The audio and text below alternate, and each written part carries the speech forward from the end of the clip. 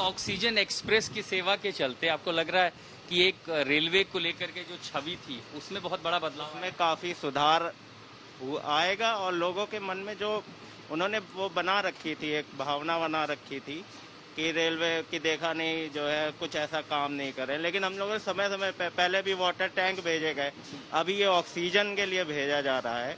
तो ऐसा नहीं है कि रेलवे का जो कंट्रीब्यूशन है किसी भी चीज़ में वो नेग्लेक्ट नहीं किया जा सकता। हम जिस ऑक्सीजन एक्सप्रेस में जा रहे हैं न जाने कितनी जिंदगियां बदलेंगी इससे, बचेंगी इससे, फक्र होता आपको इससे? बिल्कुल सर, बिल्कुल बिल्कुल। ये तो एक्चुअल में ये हमारा तो पहला ट्रिप है। आपको सही बताएं, हमारे मन से था कि मेरी ड्यूटी जो है एक बार जरूर जो है ऑक्सीजन स्पेशल में लगता है। और आज आपकी ख्वाहिश पूरी? हमारी ख्वाहिश पूरी हो गई।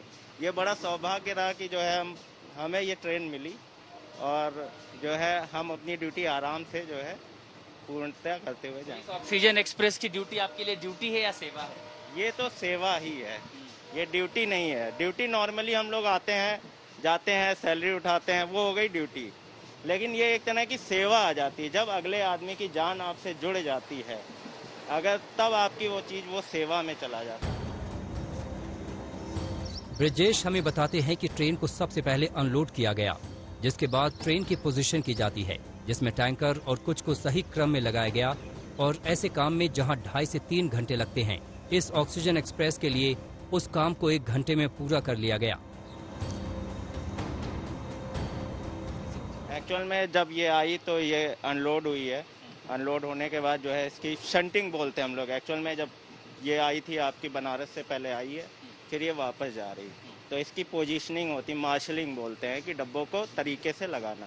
तो इसकी मार्शलिंग की गई है। मार्शलिंग होने के बाद इसको रेडी कराया गया कम से कम समय में। तो कम से कम समय में इसको रेडी करा के उसको डिपार्चर करवाया गया है।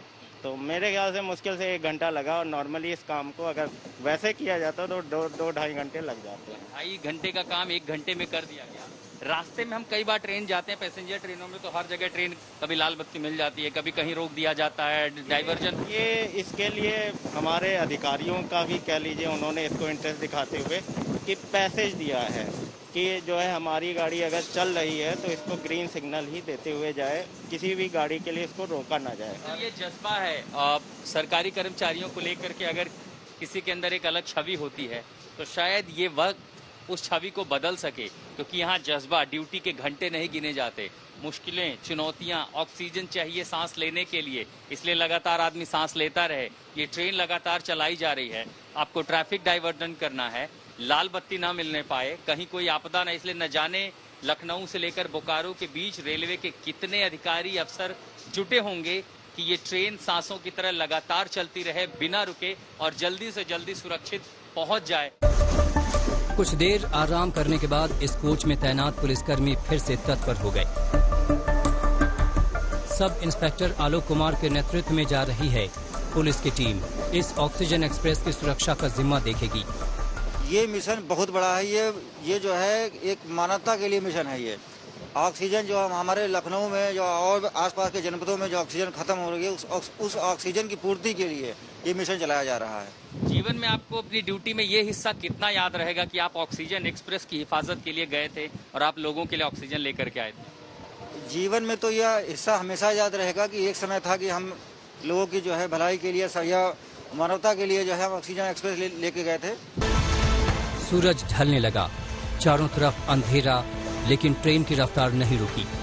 इस ट्रेन में सवार कर्मचारी अपनी जरूरत का हर सामान साथ लेकर चलते हैं, क्योंकि यात्रा 17 घंटे की है और खाने के पैकेट भी बनारस के पहले नहीं मिलेंगे।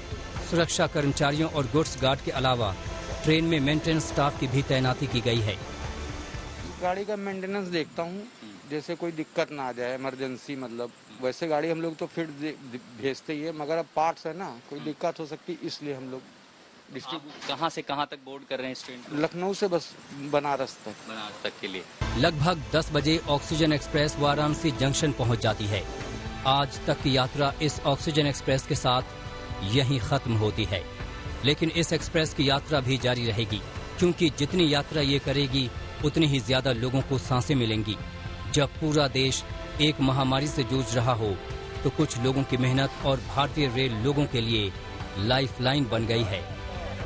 7 घंटों की यात्रा के बाद ऑक्सीजन एक्सप्रेस लखनऊ से लेकर वाराणसी तक आ रहा हूं और अब वाराणसी जंक्शन पर मैं इस ऑक्सीजन एक्सप्रेस को डी बोर्ड कर रहा हूं। तैयारियां हर जगह लगभग यही दिखाई पड़ी हैं, इसकी सुरक्षा से लेकर के, इसके मेंटेनेंस से लेकर के और इसके समय पर पहुंचने की। ये तीनों बड़े टैंकर यहां से आगे जाएंगे बोकारो तक, जहां उनमें ऑक्सीजन भरी जाएगी और उसके बाद ये एक्सप्रेस फिर लौटकर लखनऊ जाएगी। इतना बड़ा मिशन रेलवे चला रहा है इसलिए क्योंकि असाधारण परिस्थितियां हैं। इस असाधारण परिस्थिति में चुनौती बहुत बड़ी है और जब ये ऑक्सीजन लौटेंगे तो हजारों लाखों जिंदगियां बचाई जा सकेंगी। ऑक्सीजन एक्सप्रेस पर वाराणसी जंक्शन से संजय कुमार के साथ मैं आशुतोष मिश्रा, आज तक।